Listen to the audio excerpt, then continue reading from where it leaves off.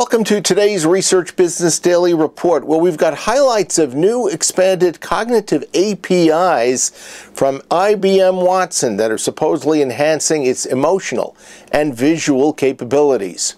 And then a suggestion that entering a search on Google or Bing is actually the new focus group. RBDR is sponsored today and this week by RFL Communications, the research industry's premier news and insight source, through 4 market research newsletters, an annual World's Top 50 Research Organization report, and coming later this year, the Market Research Toolbox report. IBM Watson just doesn't believe in taking a breath. That's my only conclusion, because yes, there is more news from them today, and it's ceaseless. They come out with something, seems like every other week.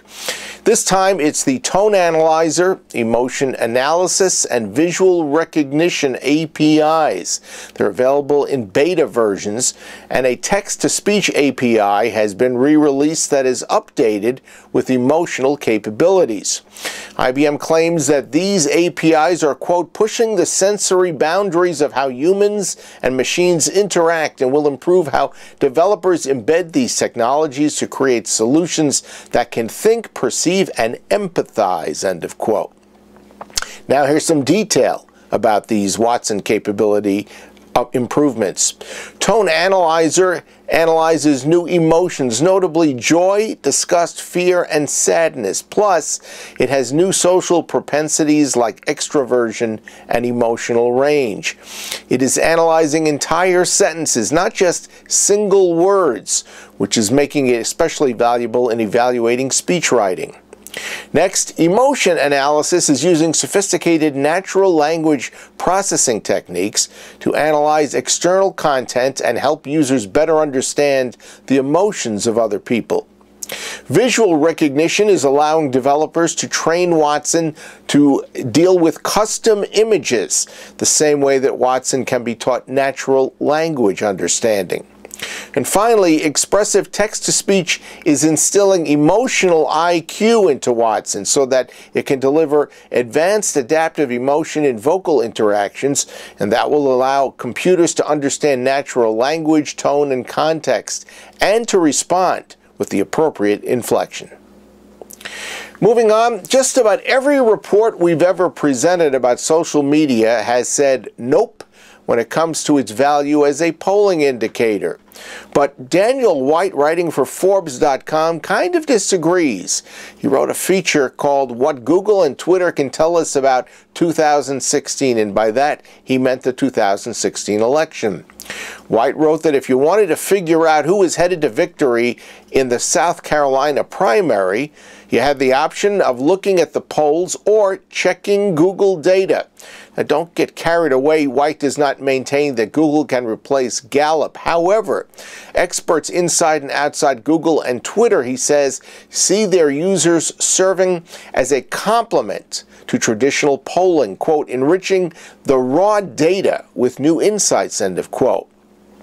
University of Texas Twitter Research Group researcher Shannon McGregor says social media metrics are providing more information to pollsters than they already have about what's going on and how other people are feeling about it. White also points out that Google and Twitter data are collected and presented faster, which means they can pick up late-breaking surges, for instance, from trailing candidates. University of North Carolina at Chapel Hill Assistant Professor of Media and Journalism Daniel Kreis says elections are a high-profile web analytics opportunity to make themselves into a public service. Then there's Dartmouth University Newcomb Fellow Joe DeGrazia. He says search engine data can signal latent attitudes.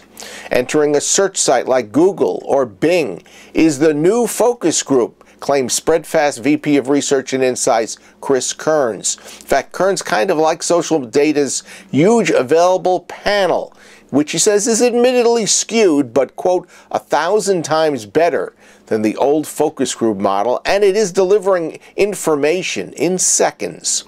Finally, White spotlighted the sheer utility of valuable social media data that's been strengthened because it is quick and cheap in producing real-time public opinion analysis. Compare that with what a poll is currently providing, and you'll see what he's talking about.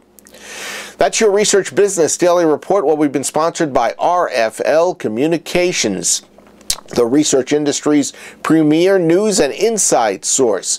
We volunteer and recommend that you should check out rflonline.com to find out what you've been missing information-wise. There's a great deal of information that we collect and report all the time that you're not going to be privy to if you're not reading our newsletters. And when you visit rflonline.com, click on the picture of the toolbox in the upper right-hand corner of the home page. It's going to take you to a new page which has plans for our Market Research Toolbox report. What is it? Well, you should check out the whole page, but in short, it's going to revolutionize industry research choices because it will provide users of market research projects with specific recommendations for qualitative and quantitative tools and techniques and when they can be best put to use. And we've identified over 55 unique ones. Have yourself a great research day and the rest of your research week. We hope you have a great weekend, and as we get closer to the spring, that the weather gets better for everybody. And we'll see you back here on Monday.